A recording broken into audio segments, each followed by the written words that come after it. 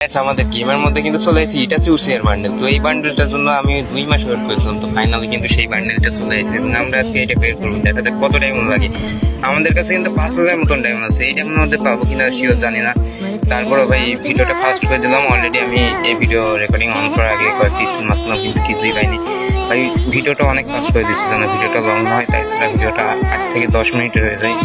কারণ ভাই এত পরিমাণে ডায়মন্ড লাগে এটাই শেষ পর্যন্ত না দেখতে বুঝবেন না। তো ভয়েস ওভার বাদ দিয়ে আপনারা দেখতে থাকেন যে কত ডায়মন্ড লাগে। কারণ আপনারা সবাই কমেন্টে জানাইন কত ডায়মন্ডে আমি বান্ডেলটা পাইছি। তো এখানে দ্বিতীয় যে রেকর্ডিং ওইটা করার আগে আমি কয়েকটি স্পিন মারছিলাম আগে, যে কোনো টোকেনই পাই নাই। তো ওর মাঝে কিন্তু একটা টোকেন পেয়ে যায়। তো ভাই দেখেন কি পরিমাণে ডায়মন্ড খাবে ওইটা আপনারা শেষ পর্যন্ত দেখেন।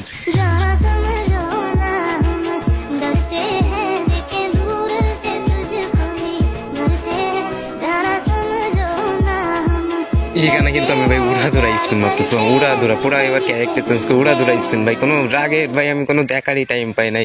আমি ভাবতেছি যদি 1 লাখ ডায়মন্ড লাগে তাও এইটা বের করে যাবে, এমন একটা নিয়ে ভাই রাগের চোটে উড়াধুরা স্পিন মারতেছি। তো স্পিন মারতে আছে কিন্তু টোকেন দেওয়ার কোনো নামই নাই ভাই।